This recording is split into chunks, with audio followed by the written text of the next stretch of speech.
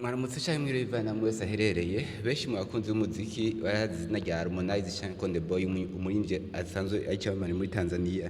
Ushobora kwibaza uti uwo muririmbyi ni muntu ki? Ushobora kwibaza ati yavukiye hehe canke ivyo bimeze gute? Kuko benshi mwashobora kuba mukunda ivyamamare bitandukanye ariko ntimushoboye kumenya ubuzima bwabo bwite bibayeho.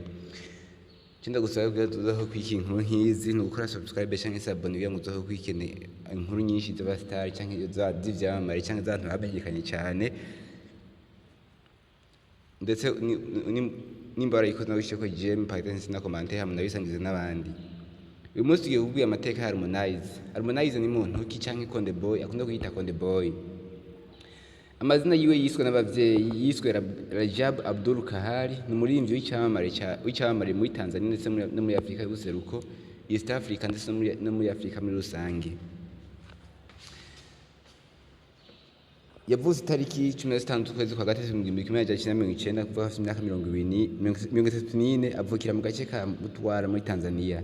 Azwi cyane ku mazina ya Harmonize, Jeshi, Tembo, KONDEBOY. Asanzwe kandi afatwa nk'umuririmbyi akunze cyane muri Tanzania inyuma ya Diamond Platnumz yahoze ari boss we muri WCB cyangwa Wasafi. Harmonize aho Harmonize yahoze akorera umuziki. Reka duhere mu bwana bwiwe. Harmonize cyangwa KONDEBOY mu bwana bwiwe yakuze yifuza kuba umukinnyi w'umupira w'amaguru, na cyane ko hari n'indimi yasohoye yavuze ngo never give up. Yaravuze ngo yakuze afise indoto yo gukina umupira cyangwa ngo ndoto zilikuwa kucheza boli, ariko ntibyamukundiye.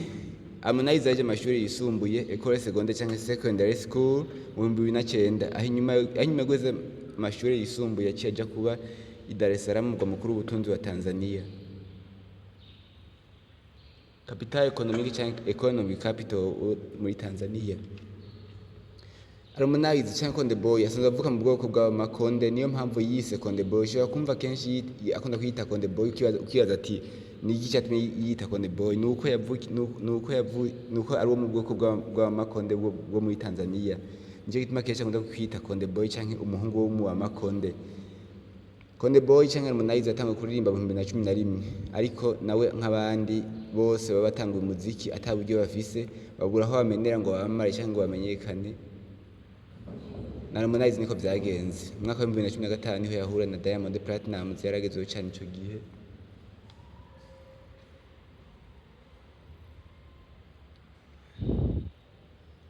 Niho yahura na Diamond Platnumz, yaragezeho cyane ico gihe. Indirimbo yiwe ya mbere yise Ayola yakunzwe cyane ku buryo bukomeye, ndetse bituma izina rya Harmonize rimenyekana cyane.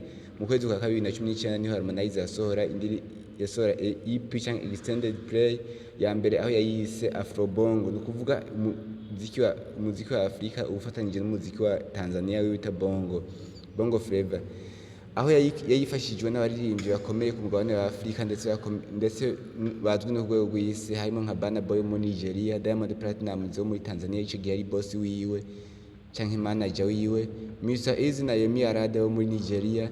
Aho iyo indirimbo yiwe yamamaye cyane yayise Kayinama. Mu mpera z'umwaka wa 2019 niho Harmonize yava mu nzu yamurabira inyungu ya Diamond Platnumz ya WCB, aho byavuze ko kugira ngo ayivemo yo yatanze miliyoni 500 z'amashiringi amafaranga akoreshwa muri Tanzania. Inyuma yo kuva muri WCB ya Diamond Platnumz, habaye guterana amajambo kenshi kwa Harmonize na Diamond, aho bahavuye basohora n'indirimbo zo guterana amajambo. Akarorero nka Diamond yasohoye indirimbo yitwa Bado Sana, aho yavuga ko Harmonize ataragera ku rwego yarageze ku ico gihe, ndetse asohora indirimbo yise Babalao bivuga ngo se wawe, aho yavuga ko Diamond Platnumz ayiwe muririmbyi akuriye abaririmbyi muri Tanzania. Aho na Harmonize yasohoye indirimbo nyinshi zasa n'uzo gusota Diamond nk'iyo yise Kushoto Kulia ndetse n'izindi.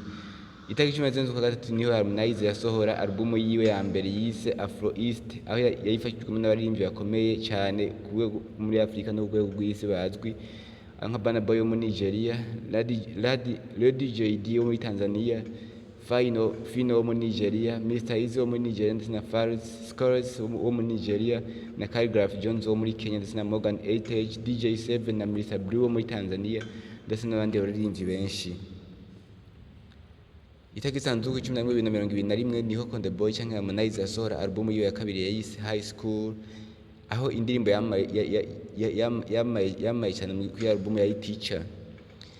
Itariki 20 z'ukwicumi 2022 niho KONDEBOY yasohoye album ya gatatu yiswe Made for Us cyangwa ibyakorewe twebwe. Itariki 20 z'ukwa 11 2023 niho yasohoye album yise Visit Bongo cyangwa tembera umuziki wa Tanzania, aho yatowe nka album yaranze umwaka wa 2023 muri Tanzania cyangwa Best Album of the Year 2023. Ubuzima bwiwe bw'ibanga cyangwa private life cyangwa vie prive, Harmonize agiye avuga mu rukundo n'abakobwa benshi batandukanye, aho kuva mu 2015 gushika 2015 yakundanye n'umutaliyano. Icyo gihe yarazwi cyane umunyamideli cyangwa umu entrepreneur cyangwa yiyemeza-mirimo w'umutaliyano yitwa Sara Michelotti, aho bakundanye cyane ku buryo bwaho mu 2019 bahavuye bakora ubukwe, aho byavuze ko mu 2019 yiwe yanafashije cyane Harmonize kwiyubaka mu gihe yari akiva muri WCB, yatanze amahera menshi, ayinze gutanga amahera menshi. Ariko nyuma y'umwaka umwe gusa bahavuye bavana, ndetse gutandukana kwabo bivuga ko havuye ko Harmonize yabyaye umwana ahandi, ndetse acaranamuzana, yavyaye umwana w'umukobwa acaranamuzana.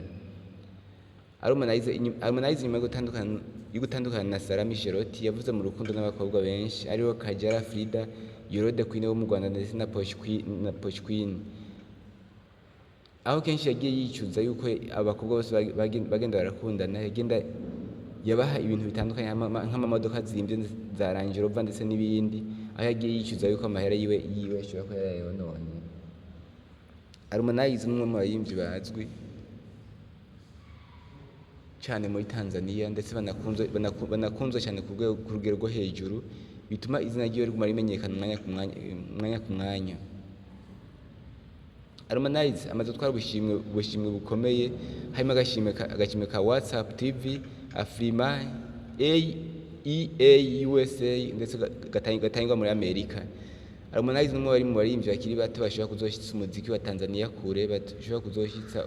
Tanzania kure, ndetse n'umwe mu baririmbyi bamaye cyane, yatanguye kwamamara cyane akiri muto, kuko umuririmbyi kuba atazwi Tanzania akamenyekana muri Afurika yose, agakorana n'abaririmbyi bakomeye, abayikora yaduza izina ryiwe, abayikora yaduza uko ashobora kuba abayeho. Kandi Harmonize ari mu baririmbyi bafise amahera menshi, bafise amafaranga menshi, bafise uko bibeshejeho, ibyo bishobora gutuma umuziki wiwe utera imbere. Nyuma yo kuva muri WCB cyangwa Wasafi ya Diamond Platnumz, Harmonize cyangwa KONDEBOY yashinze inzu irabira umuziki cyangwa label yayise Konde Music Worldwide, aho yasinyishije abaririmbyi babiri, aho ari Ibra ndetse na Angela. Nimwe mu baririmbyi bakomeje kwerekana yuko bakomeye mu mugabane wa East Africa ndetse no muri Afrika muri rusangi, kuko ibikorwa byiwe n'indirimbo nyinshi asohora zirakundwa, ndetse zikamara n'iminsi myinshi zivugwa. Aho ku mwaka wa 2023 yasohoye indirimbo yanezeye cyangwa yakunzwe n'abatari bake, yo yise Single Again, yayisohoye nyuma yo gutandukana n'uwo bari bakundanye icyo gihe, Kajala Frida bavuga mu rukundo imyaka myinshi. Harmonize n'umwe mu baririmbyi kandi bivuga ko bajyana n'abakobwa benshi, nk'uko twabivuze amaze gutandukana n'abakobwa benshi, ndetse n'uko yarakoze ubukwe hanyuma arabivamwo, kandi bivuga yuko Sara Michelotti yamufashije ibintu byinshi bikomeye inyuma yo kuva muri Wasafi ya Diamond Platnumz.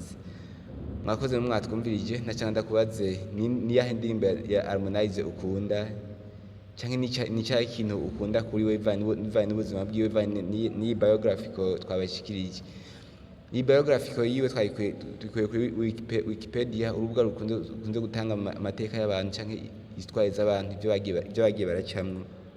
Cyo muri commentaire batubwira ikintu ukunze muri iki kiganiro, cyangwa ni ikintu kumbe nico wanse uvuge ni ushaka kuvuga n'indirimbo ukunze ndetse ashobora kubyumva muri commentaire ukatubwira umuririmbyi cyangwa uvuze ko tubwiye amateka yiwe yaba uriho cyangwa utakiriho tudashobora kuyakuronderera cyo ndagusaba no gukora subscribe cyangwa se abone kugira ngo uzokurikirana ibiganiro byinshi biryoshye ndetse byigisha bica kuri iyi channel iminsi yose nimba arayikoze nawe ushiye ko jeme commentaire ndetse unabisangiza n'abandi ko ni benshi bashaka kubimenya ni benshi bashaka kuvyumva ni benshi bashaka kumenya amateka y'abantu batandukanye ariko bakabura aho yumviriza rero aha niho amateka umuntu yose umuntu ashobora kuyumviriza ndetse no kuyamenyera cyo ndagusaba no gukora subscribe cyangwa se abone hanyuma ukanabisangiza n'abandi agashishikara bayibona uzobukoze murakora